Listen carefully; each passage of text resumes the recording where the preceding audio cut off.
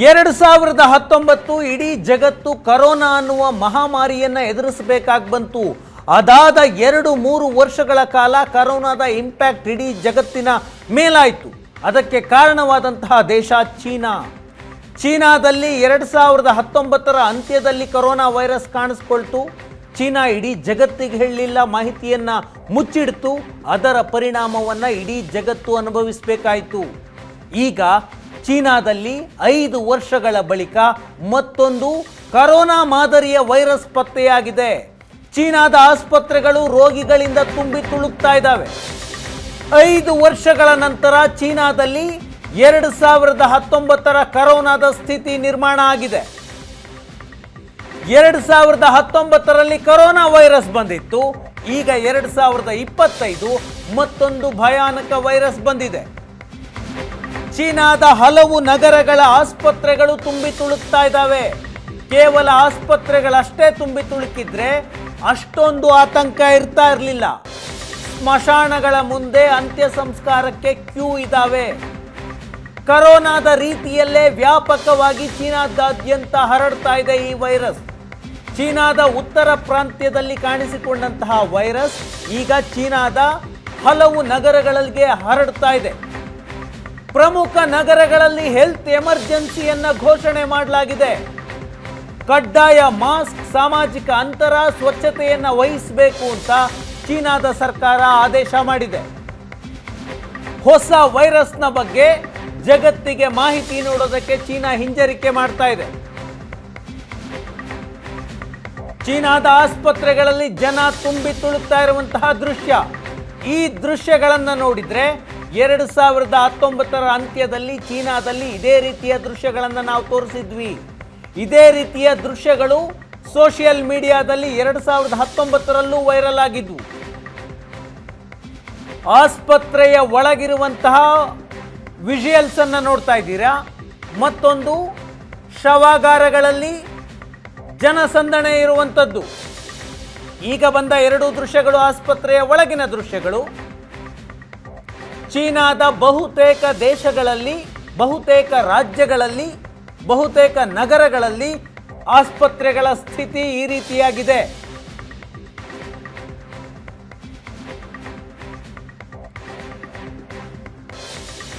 China ಸರ್ಕಾರ ಈ ಹೊಸ ವೈರಸ್ನ ಬಗ್ಗೆ ಅಷ್ಟೇನೂ ಗಂಭೀರವಾದಂತಹ ಕ್ರಮಗಳನ್ನು ಗಂಭೀರವಾಗಿ ತೆಗೆದುಕೊಂಡಿದೆ. ಆದರೆ ಜಗತ್ತಿಗೆ ಇದೇನೂ ಅಲ್ಲ ಅನ್ನುವ ರೀತಿಯಲ್ಲಿ ಮಾಹಿತಿಯನ್ನ ಕೊಡ್ತಾ ಇದೆ. ಹಾಗಿದ್ರೆ ಇದು ಕರೋನಾದ ರೀತಿಯಲ್ಲಿಯೇ ಮತ್ತೊಂದು ವೈರಸ್ ಅನ್ನುವಂತಹ ಅನುಮಾನ ಬರುತ್ತೆ. ಯಾಕಂದ್ರೆ ಆರಂಭದ ವಿಜುವಲ್ಸ್ಗಳನ್ನು ನೋಡಿದರೆ, ಆಸ್ಪತ್ರೆಗಳ ಸ್ಥಿತಿಯನ್ನು ನೋಡಿದರೆ, ಸ್ಮಶಾನಗಳ ಮುಂದೆ ಇರುವಂತಹ ಅಂತ್ಯ ಸಂಸ್ಕಾರದ ಕ್ಯೂಗಳನ್ನು ನೋಡಿದ್ರೆ ಮತ್ತೆ ಕರೋನಾದಂತಹ ಮತ್ತೊಂದು ವೈರಸ್ ಇಡೀ ಜಗತ್ತನ್ನು ಕಾಡುತ್ತಾ ಅನ್ನುವ ಆತಂಕ ಶುರುವಾಗಿದೆ.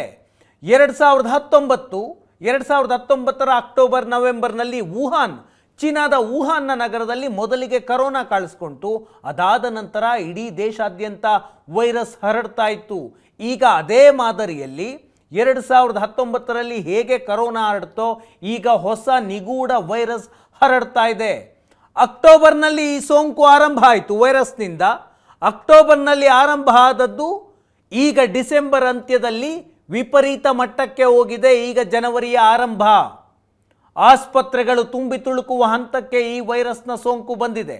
ನಿಯಂತ್ರಣಕ್ಕೆ ಬರ್ತಾ ಇಲ್ಲ ಚೀನಾದಲ್ಲಿ. ಆ ಮಟ್ಟಿಗೆ ವೈರಸ್ ಹರಡ್ತಾ ಇದೆ.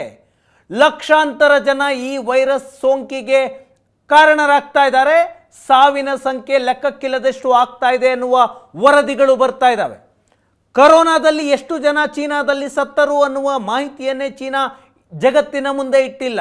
ಹಾಗಾಗಿ ಈ ಹೊಸ ವೈರಸ್ನ ವಿಷಯದಲ್ಲೂ ಕೂಡ ಚೀನಾ ಮಾಹಿತಿಯನ್ನು ಕೊಡ್ತಾ ಇಲ್ಲ. ಸೋಷಿಯಲ್ ಮೀಡಿಯಾಗಳಲ್ಲಿ ಚೀನಾದ ಆಸ್ಪತ್ರೆಯ ದೃಶ್ಯಗಳು ವೈರಲ್ ಆಗ್ತಾ ಇದ್ದಾವೆ. ಸ್ಮಶಾನಗಳ ಮುಂದೆ ಅಂತ್ಯ ಸಂಸ್ಕಾರಕ್ಕೆ ಕ್ಯೂ ಇದೆ.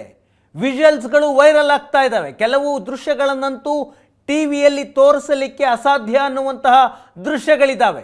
2019ರಲ್ಲಿ ವುಹಾನ್ನಲ್ಲಿ ಯಾವ ರೀತಿಯ ಸ್ಥಿತಿ ನಿರ್ಮಾಣ ಆಗಿತ್ತೋ ಈಗ ಅದೇ ರೀತಿಯ ಸ್ಥಿತಿ ನಿರ್ಮಾಣ ಆಗಿದೆ. ದೇಶಾದ್ಯಂತ ಹೆಲ್ತ್ ಎಮರ್ಜೆನ್ಸಿಯನ್ನು ಘೋಷಣೆ ಮಾಡಿದ್ದಾರೆ ಅನ್ನುವ ವರದಿಗಳಿದ್ದಾವೆ. ಆದರೆ ಚೀನಾ ಸರ್ಕಾರ ಈ ಬಗ್ಗೆ ಇದುವರೆಗೆ ಅಧಿಕೃತವಾದ ಮಾಹಿತಿಯನ್ನು ಕೊಟ್ಟಿಲ್ಲ. ಹೆಲ್ತ್ ಎಮರ್ಜೆನ್ಸಿ ಡಿಕ್ಲೇರ್ ಮಾಡಲಾಗಿದೆಯಾ ಇಲ್ವಾ ಅದರ ಬಗ್ಗೆಯೇ ಚೀನಾ ಮಾಹಿತಿಯನ್ನು ಕೊಡ್ತಿಲ್ಲ. ಇನ್ನು ವೈರಸ್ನ ಮೂಲ ಯಾವುದು ಅನ್ನೋದರ ಬಗ್ಗೆಯೂ ಕೂಡ ಮಾಹಿತಿಯನ್ನು ಕೊಡ್ತಾ ಇಲ್ಲ. ಚೀನಾ ಈ ವಿಷಯದಲ್ಲೂ ಕೂಡ ರಹಸ್ಯ ಕಾಯ್ದುಕೊಳ್ಳುವುದಕ್ಕೆ ಹೊರಟಿದ್ಯಾ? ಕಮ್ಯುನಿಸ್ಟ್ ಸರ್ಕಾರ ಚೀನಾದಲ್ಲಿ, ಭಾರತದಲ್ಲಿ, ಯುರೋಪಿಯನ್ ದೇಶಗಳಲ್ಲಿ, ಅಮೆರಿಕದಲ್ಲಿ ಒಂದು ಗುಂಡು ಸೂಜಿ ಬಿದ್ದರೂ ಕೂಡ ಅಲ್ಲೇನಾಯಿತು ಅನ್ನುವ ಮಾಹಿತಿ ಇಡೀ ಜಗತ್ತಿಗೆ ಸಿಗುತ್ತೆ. ಆದರೆ ಚೀನಾದಲ್ಲಿ ಆ ರೀತಿ ಇಲ್ಲ. ಚೀನಾದಲ್ಲಿ ಮಾಧ್ಯಮಗಳ ಮೇಲೆ ನಿಯಂತ್ರಣ ಇದೆ, ಚೀನಾದಲ್ಲಿ ಸೋಷಿಯಲ್ ಮೀಡಿಯಾಗಳ ಮೇಲೆ ನಿಯಂತ್ರಣ ಇದೆ, ಚೀನಾದಲ್ಲಿ ಗೂಗಲ್ ಇಲ್ಲ, ಫೇಸ್ಬುಕ್ ಇಲ್ಲ, ಟ್ವಿಟ್ಟರ್ ಇಲ್ಲ. ಈ ರೀತಿಯ ಅತಿಯಾದ ಸರ್ಕಾರದ ನಿಯಂತ್ರಣ ಇರುವಂತಹ ದೇಶ ಚೀನಾ. ಹಾಗಾಗಿ ಒಳಗೆ ಏನಾಗ್ತಿದೆ ಅನ್ನುವಂತಹ ಮಾಹಿತಿ ತಕ್ಷಣಕ್ಕೆ ಸಿಗೋದಿಲ್ಲ, ಕೆಲವು ದಿನಗಳು ಹಿಡಿಯುತ್ತೆ.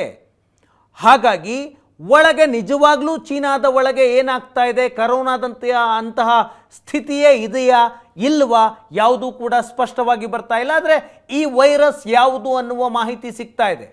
ಹೊಸ ವೈರಸ್ನ ಹೆಸರು HMPV, ಹ್ಯೂಮನ್ ಮೆಟಾಪ್ಯೂಮೋ ವೈರಸ್ ಅಂತ ಕರೆಯಲಾಗಿದೆ. ಈ ವೈರಸ್ಸನ್ನು 2001ರಲ್ಲೇ ನೆದರ್ಲ್ಯಾಂಡ್ನ ವಿಜ್ಞಾನಿಗಳು ಈ ರೀತಿಯ ವೈರಸ್ ಜಗತ್ತಿನಲ್ಲಿದೆ ಅನ್ನೋದನ್ನು ಕಂಡುಹಿಡಿದಿದ್ರಂತೆ.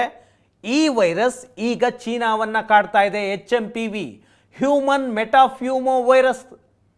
ಚಿಕ್ಕ ಮಕ್ಕಳು ಮತ್ತು ವೃದ್ಧರಿಗೆ ಈ ವೈರಸ್ನಿಂದ ಆರೋಗ್ಯ ಸಮಸ್ಯೆ ಕಾಡ್ತಾ ಇದೆ. ಅದರಲ್ಲೂ 14 ವರ್ಷದ ಒಳಗಿನ ಮಕ್ಕಳಿಗೆ ಮತ್ತು ವೃದ್ಧರಿಗೆ ಬೇಗ ಈ ಸೋಂಕು ಹರಡುತ್ತಂತೆ. ಏನು ಕರೋನಾ ಸಂದರ್ಭದಲ್ಲಿ ಯಾವ ಸೋಂಕು ಸಿಂಪ್ಟಮ್ಸ್ ಇದ್ವೋ, ನೆಗಡಿ, ಕೆಮ್ಮು, ಜ್ವರ, ಉಸಿರಾಟದ ತೊಂದರೆ, ಸುಸ್ತು, ಇದೇ ರೀತಿಯ ಸಮಸ್ಯೆಗಳು ಈ HMPV ವೈರಸ್ನಲ್ಲೂ ಕಾಣಿಸ್ಕೊಳ್ತಾ ಇದೆ. ಒಬ್ಬರಿಂದ ಮತ್ತೊಬ್ಬರಿಗೆ ಗಾಳಿಯ ಮೂಲಕ ಹರಡುತ್ತೆ ಅಂತ ಈ ವೈರಸ್ನ ಬಗ್ಗೆ ವಿಜ್ಞಾನಿಗಳು ಹೇಳ್ತಾ ಇದ್ದಾರೆ. ಆದರೆ ಈ ವೈರಸ್ಗೆ ಯಾವುದೇ ನಿರ್ದಿಷ್ಟ ವ್ಯಾಕ್ಸಿನೇಷನ್ ಲಭ್ಯ ಇಲ್ಲ. ಹೇಗೆ ಕರೋನಾ ಬಂದಾಗ ಅದಕ್ಕೊಂದು ವ್ಯಾಕ್ಸಿನೇಷನ್ ಇರಲಿಲ್ವೋ ಅದೇ ರೀತಿಯ ಸ್ಥಿತಿ ಈಗ HMPV ವೈರಸ್ಗೂ ಇದೆ. ವೈರಸ್ ಒಬ್ಬ ಮನುಷ್ಯನಿಗೆ ತಗುಲಿದ 3 ರಿಂದ 6 ದಿನಗಳಲ್ಲಿ ಸೋಂಕಿನ ಲಕ್ಷಣಗಳು ಕಾಣಿಸಿಕೊಳ್ಳುತ್ತವೆ. ಜ್ವರ, ನೆಗಡಿ, ಸುಸ್ತು, ಉಸಿರಾಟದ ತೊಂದರೆ ಕಾಣಿಸಿಕೊಳ್ಳುತ್ತವೆ. ಕರೋನಾದ ಸಿಂಪ್ಟಮ್ಸ್ ಏನಿದ್ವೋ ಅದೇ ರೀತಿಯ ಸಿಂಪ್ಟಮ್ಸ್ HMPV ವೈರಸ್ನಲ್ಲೂ ಕಾಣಿಸ್ಕೊಳ್ತಾ ಇದೆ. ಹಾಗಾಗಿ ಚೀನಾದ ಆಸ್ಪತ್ರೆಗಳು ತುಂಬಿ ತುಳುಕ್ತಾ ಇದ್ದಾವೆ. ಉಸಿರಾಟದ ತೊಂದರೆ ಭಾರತ, ಯುರೋಪಿಯನ್ ದೇಶಗಳು, ಅಮೆರಿಕ ಅತ್ಯುತ್ತಮ ಆರೋಗ್ಯ ವ್ಯವಸ್ಥೆ ಹೊಂದಿರುವಂತಹ ದೇಶಗಳೇ ಕರೋನಾದ ಕಾರಣಕ್ಕೆ ತತ್ತರಿಸಿ ಹೋದವು. ಭಾರತವಂತೂ ಆಕ್ಸಿಜನ್ ಪೂರೈಕೆ ಮಾಡೋದಕ್ಕೆ ಒದ್ದಾಡುವಂತಹ ಸ್ಥಿತಿ ಬಂತು. ಈಗ ಚೀನಾ ಸರ್ಕಾರ ಈ ಹೊಸ ವೈರಸ್ನ ವಿಷಯದಲ್ಲೂ ಕೂಡ ದಾರಿ ತಪ್ಪಿಸೋದಕ್ಕೆ ಪ್ರಯತ್ನ ಮಾಡ್ತಾ ಇದೆ. ಕರೋನಾದಲ್ಲಿ ಏನು ಮಾಡಿತ್ತೋ ಅದೇ ರೀತಿಯ ಪ್ರಯತ್ನ. ಚೀನಾದ ಗೌರ್ನಮೆಂಟ್ ಏನು ಹೇಳ್ತಾ ಇದೆ?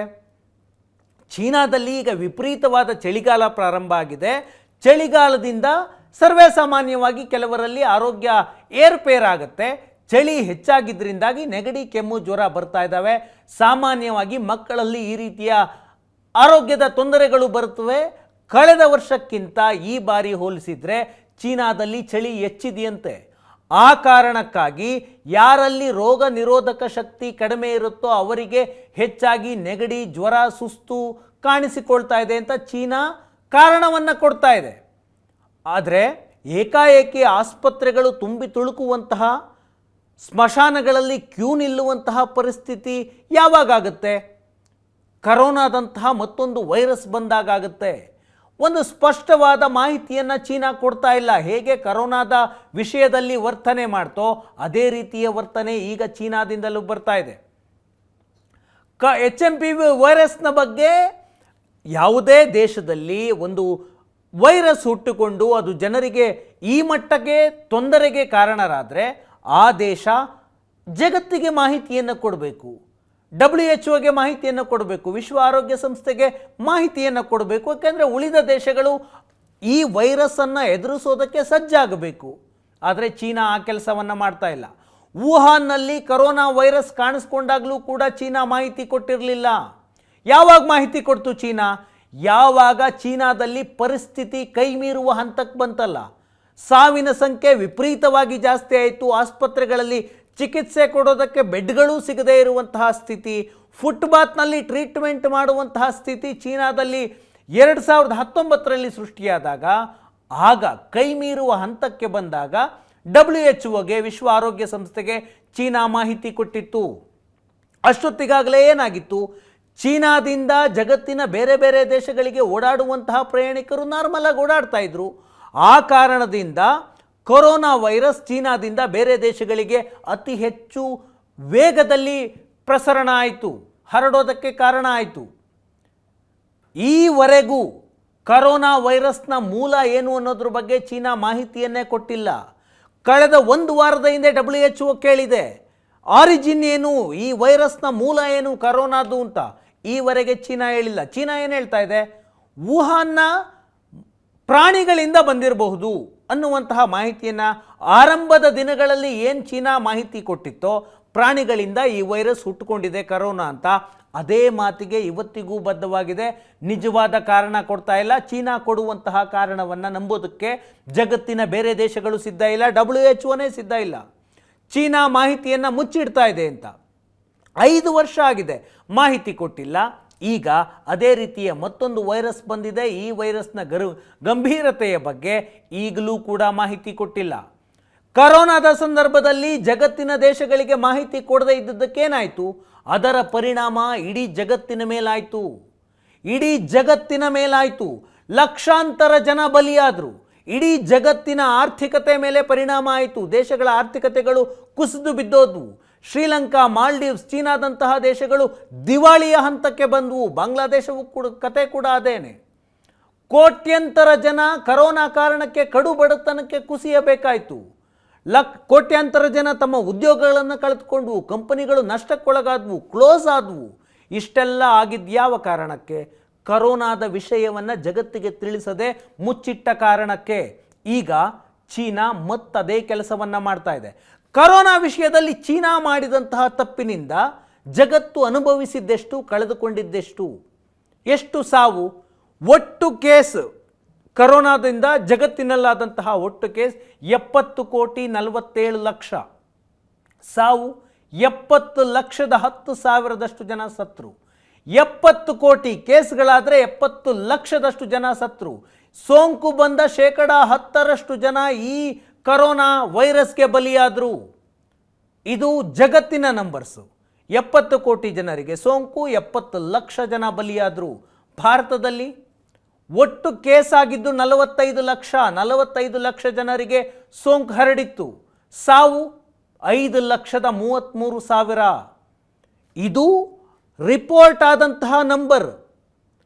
ಸರ್ಕಾರಿ ಆಸ್ಪತ್ರೆಗೆ ಬಂದು ಅಡ್ಮಿಟ್ ಆಗಿ ಡೆತ್ ಆದವರ ಸಂಖ್ಯೆ, ಮನೆಯಲ್ಲಿ ಸತ್ತವರ ಸಂಖ್ಯೆ, ಆಸ್ಪತ್ರೆಗೆ ಬರುವಾಗ ಸತ್ತವರ ಸಂಖ್ಯೆ, ಆಕ್ಸಿಜನ್ ಇಲ್ಲದೆ ಮಾರ್ಗ ಮಧ್ಯೆ ಜೀವ ಬಿಟ್ಟವರ ಸಂಖ್ಯೆ, ಅದೆಲ್ಲವೂ ಲೆಕ್ಕ ಹಾಕಿದರೆ ಭಾರತದಲ್ಲಿ ಸತ್ತವರ ಸಂಖ್ಯೆ 10 ಲಕ್ಷ ದಾಟುವ ಅಂದಾಜಿದೆ.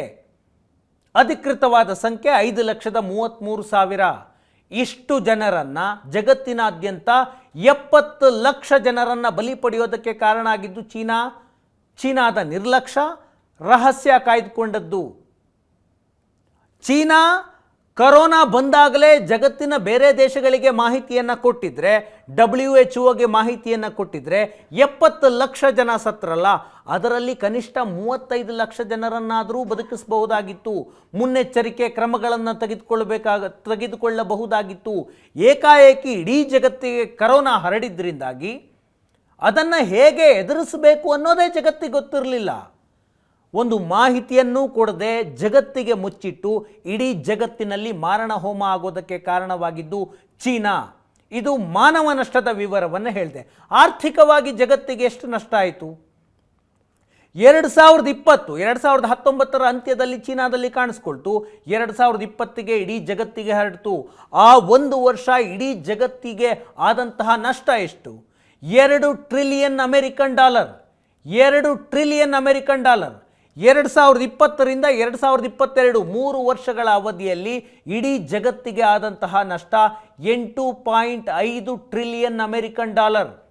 ಭಾರತ ನಾವು 5 ಟ್ರಿಲಿಯನ್ ಅಮೆರಿಕನ್ ಡಾಲರ್ ಆರ್ಥಿಕತೆಯಾಗಬೇಕು ಅಂತ ಬಯಸ್ತಾ ಇದ್ದೀವಿ. ಈಗ ಸದ್ಯಕ್ಕೆ $3.8 ಟ್ರಿಲಿಯನ್ ನಷ್ಟ ಇಡೀ ಜಗತ್ತಿಗಾಗಿದ್ದು $8.5 ಟ್ರಿಲಿಯನ್ ನಷ್ಟು ನಷ್ಟ ಆಯಿತು. ಇಡೀ ಜಗತ್ತಿನ ಹಲವು ಸಮರ್ಥ ದೇಶಗಳ ಆರ್ಥಿಕತೆ ಕುಸಿತು, ಭಾರತವೂ ಸೇರಿದಂತೆ. ಆ ಸಂದರ್ಭದಲ್ಲಿ ಲಾಭ ಮಾಡಿಕೊಂಡಿದ್ದ್ಯಾರು? ಅದೇ ಚೀನಾ.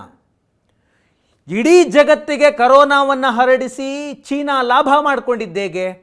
PPE ಕಿಟ್ ನಾವು ಕೊಡ್ತೀವಿ, ಮಾಸ್ಕ್ ನಾವು ಕೊಡ್ತೀವಿ, ಗ್ಲೌಸ್ ನಾವು ಕೊಡ್ತೀವಿ, ಮೆಡಿಸಿನ್ಸ್ ನಾವು ಕೊಡ್ತೀವಿ. ಇದೆಲ್ಲವನ್ನು ಚೀನಾ ಕರೋನಾ ಬಂದ ಚೀನಾ ಬೇರೆ ದೇಶಗಳಿಗೆ ಅಂದರೆ 2020 ಏಪ್ರಿಲ್ ಮೇ ಅಷ್ಟೊತ್ತಿಗೆ ಚೀನಾ ಈ ಎಲ್ಲ ವಸ್ತುಗಳನ್ನು ಬೇರೆ ದೇಶಗಳಿಗೆ ರಫ್ತು ಮಾಡೋದಕ್ಕೆ ಶುರುವಾಯಿತು. ಇಡೀ ಜಗತ್ತು ಸಂಕಷ್ಟದಲ್ಲಿರುವಾಗ ಚೀನಾ ಅದರಿಂದ ಲಾಭ ಮಾಡಿಕೊಳ್ಳೋದಕ್ಕೆ ಟ್ರೈ ಮಾಡ್ತು. ಚೀನಾ ಕೊರೋನಾ ವಿಷಯದಲ್ಲಿ ಇಡೀ ಜಗತ್ತಿಗೆ ಡಬಲ್ ಸ್ಟ್ಯಾಂಡರ್ಡ್ ಮೂಲಕ ತನ್ನ ಮುಖ ಎಂಥದ್ದು ಅಂತ ತೋರಿಸ್ತು. ಇತ್ತೀಚೆಗೆ ಅಮೆರಿಕದ FBI federal bureau of investigation corona ವೈರಸ್ನ ಮೂಲ ಏನು ಅನ್ನೋದ್ರ ಬಗ್ಗೆ ಒಂದು ವರದಿಯನ್ನು ಕೊಟ್ಟಿದೆ.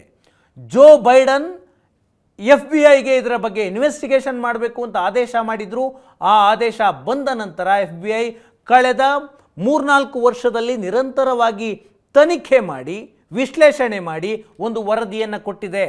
ಆ ವರದಿಯ ಪ್ರಕಾರ FBI ತನಿಖಾ ವರದಿಯ ಪ್ರಕಾರ ವುಹಾನ್ನ ಸರ್ಕಾರಿ ಪ್ರಯೋಗಾಲಯದಿಂದಲೇ ಕರೋನಾ ವೈರಸ್ ಲೀಕ್ ಆಗಿದೆ ಎನ್ನುವ ಮಾಹಿತಿಯನ್ನು FBI ಕೊಟ್ಟಿದೆ.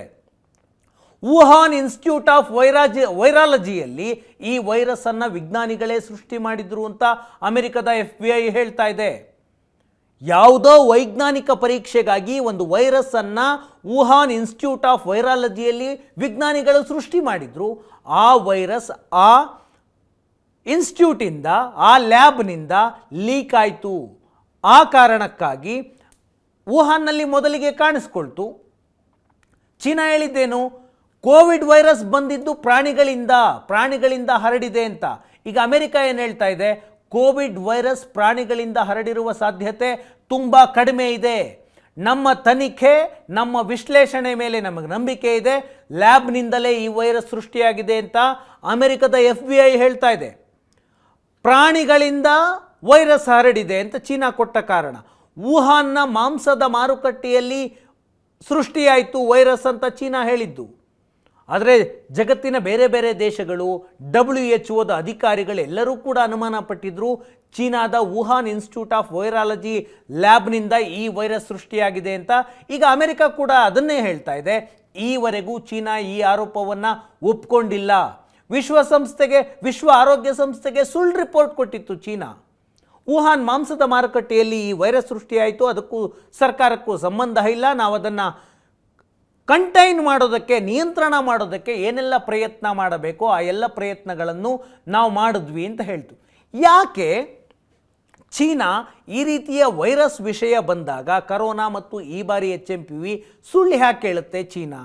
ಒಂದು ಹೊಸ ವೈರಸ್ ಹರಡ್ತಿರೋದನ್ನು ಒಪ್ಕೊಂಡ್ರೆ ಆರ್ಥಿಕತೆ ಮೇಲೆ ಪರಿಣಾಮ ಬೀರುತ್ತೆ ಅನ್ನೋದು ಚೀನಾದ ಆತಂಕ.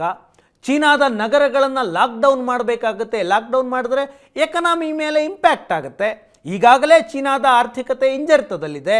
ಒಂದು ವೇಳೆ ಇಂಥದ್ದೊಂದು ವೈರಸ್ ಇದೆ ಅನ್ನೋದನ್ನು ಅಧಿಕೃತವಾಗಿ ಒಪ್ಕೊಂಡ್ರೆ ಆರ್ಥಿಕತೆಗೆ ಮತ್ತಷ್ಟು ಪೆಟ್ಟಾಗುವ ಅಪಾಯ ಇರುತ್ತೆ. ಹಾಗಾಗಿ ಆದಷ್ಟು ದಿನಗಳ ಕಾಲ ರಹಸ್ಯವನ್ನು ಕಾಯ್ದುಕೊಳ್ಳೋದು, ಏನೂ ಆಗೇ ಇಲ್ಲ ಅಂತ ಬಿಂಬಿಸುವಂತಹ ಪ್ರಯತ್ನವನ್ನು ಕರೋನಾ ಸಂದರ್ಭದಲ್ಲೂ ಮಾಡಿತ್ತು, ಈಗಲೂ ಮಾಡಿದೆ. ಇಡೀ ಜಗತ್ತಿಗೆ ಚೀನಾ ಒಂದು ರೀತಿ ಫ್ಯಾಕ್ಟ್ರಿ ಇದ್ದಂಗೆ. ಇಡೀ ಜಗತ್ತಿನ 195 ದೇಶಗಳಿಗೆ ಚೀನಾದಿಂದ ವಸ್ತುಗಳು ರಫ್ತಾಗುತ್ತವೆ. ರಫ್ತನ್ನೇ ನಂಬಿಕೊಂಡಿರುವಂತಹ ಚೀನಾ ಆರ್ಥಿಕ ಹಿನ್ನಡೆಗೆ ಕಾರಣವಾಗುತ್ತೆ ಇಂಥದ್ದೊಂದು ವೈರಸ್ ಹುಟ್ಟುಕೊಂಡಿದೆ ಅಂತ ಹೇಳಿದ್ರೆ. ಹಾಗಾಗಿ ಚೀನಾ ಇದರ ಬಗ್ಗೆ ಮಾಹಿತಿಯನ್ನು ಕೊಡ್ತಾ ಇಲ್ಲ. ಕೋವಿಡನ್ನು ಹೇಗೆ ನಿಯಂತ್ರಿಸಿದ್ರೋ ಅದರ ಅನುಭವವನ್ನು ಬಳಸಿಕೊಂಡು ಈ ವೈರಸ್ಸನ್ನು ತಡಿಬಹುದು ಅನ್ನುವ ಪ್ರಯತ್ನವನ್ನು ಚೀನಾ ಮಾಡ್ತಾ ಇದೆ. ಮತ್ತೊಂದು ಮಾರಣ ಹೋಮ ಜಗತ್ತಿನಲ್ಲಿ ಆಗಬಾರದು ಅಂದರೆ ಚೀನಾ ಈ ವಿಷಯದಲ್ಲಿ ಎಚ್ಚರಿಕೆಯನ್ನು ವಹಿಸಬೇಕು.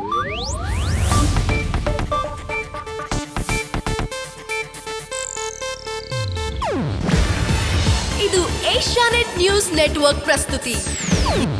ನೀವು ನೋಡ್ತಿದ್ದೀರಾ ಏಷ್ಯಾನೆಟ್ ಸುವರ್ಣ ನ್ಯೂಸ್.